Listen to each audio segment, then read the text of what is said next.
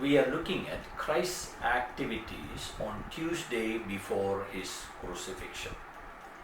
According to Luke chapter 19 and verse 47, Jesus was going into the city every day.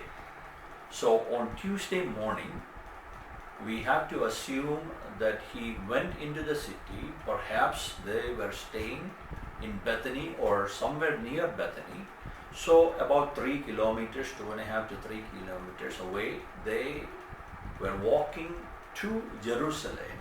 And on the way, the disciples noticed the fig tree which Christ cursed on Monday, the day before. But on this day, Peter noticed that the tree was completely withered away. The tree was completely destroyed. In fact, what we read there is it was gone basically from the root onwards. In other words, complete destruction of this tree is noticed by Peter. In fact, he called Christ's attention to this point, to this fact, and he said, fig tree dried up from the roots. It's interesting that Christ took this moment to do some teaching. Christ, more than anybody else, he fully knows, or he knew that his days were numbered. So he is not wasting any time to give some life lessons to his disciples.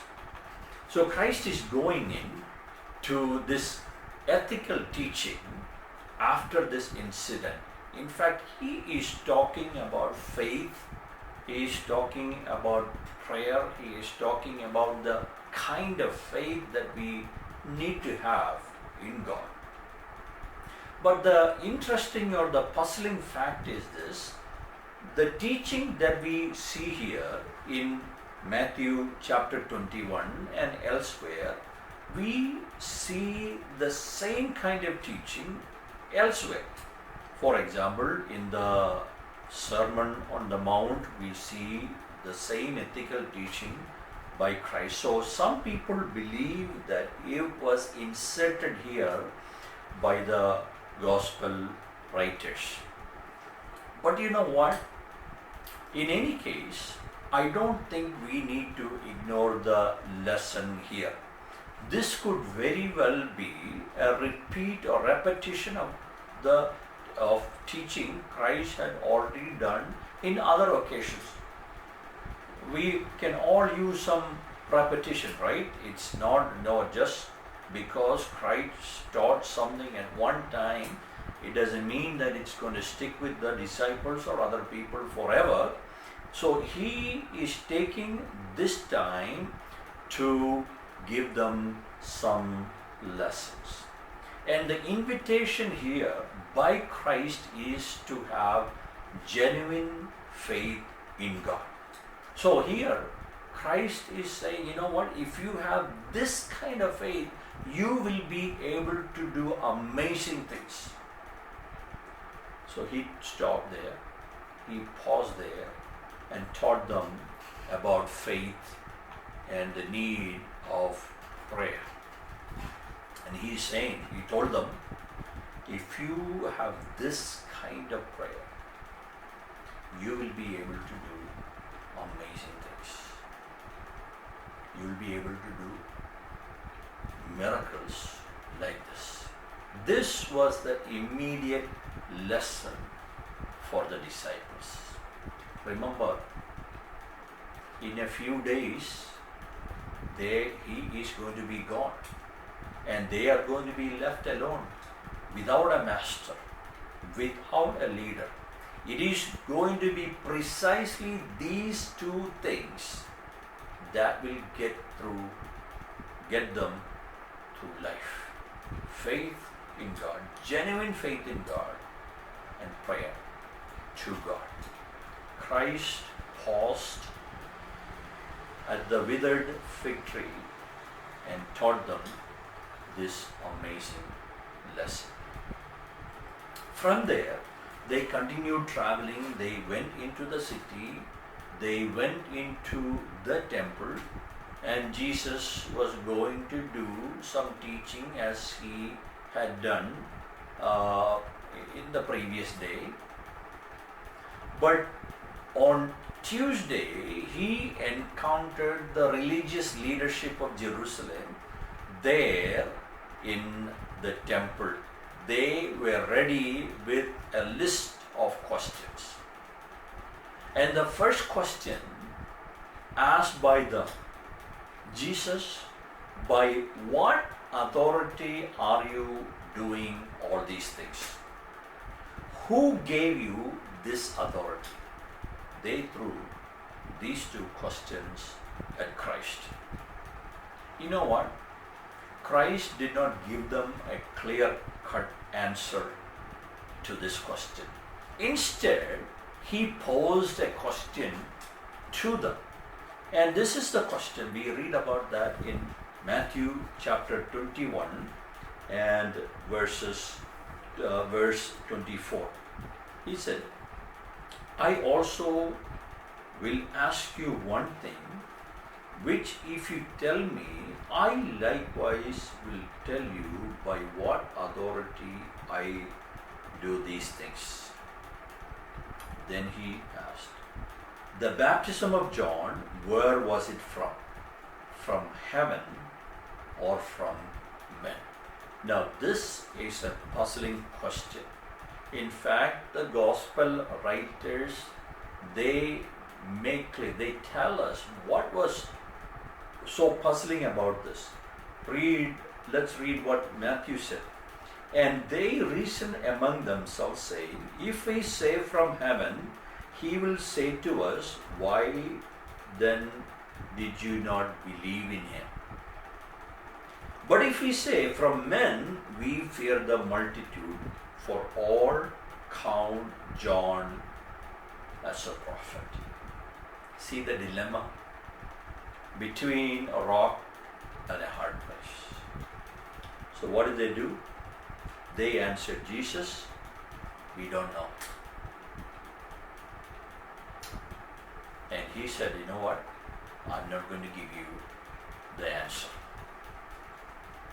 Then in the rest of chapter 21, chapter 22, and part of chapter 23, and same in the book of Mark and in the book of John, Jesus is going into lengthy teaching on various matters. In fact, there is some heated discussions are going on between Pharisees are there, Sadducees are there, another group of Herodians are there. And it seems like these groups plotted together, and one by one they are coming to Jesus, asking questions, trying to get him to say something, do something, trying to catch him in something so they can take actions against him. You know what? Jesus used parables. I'm not going to go into any of that. He used parables after parables to teach them lessons. And through these lessons, he was really bringing out the hypocrisy that was in these religious leaders, the Pharisees, the Sadducees, and the Herodians. You know what happened? Pharisees and Sadducees and other leaders, they continued questioning him, and they remained in their unbelief. But what we read about the multitude, the crowd, is this in chapter 22 and verse 33. There we read that the crowd was astonished.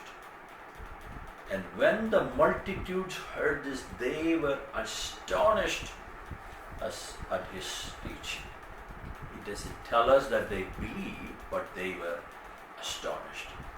After this, Jesus decided to move on. In other words, he is not really getting anywhere with this crowd.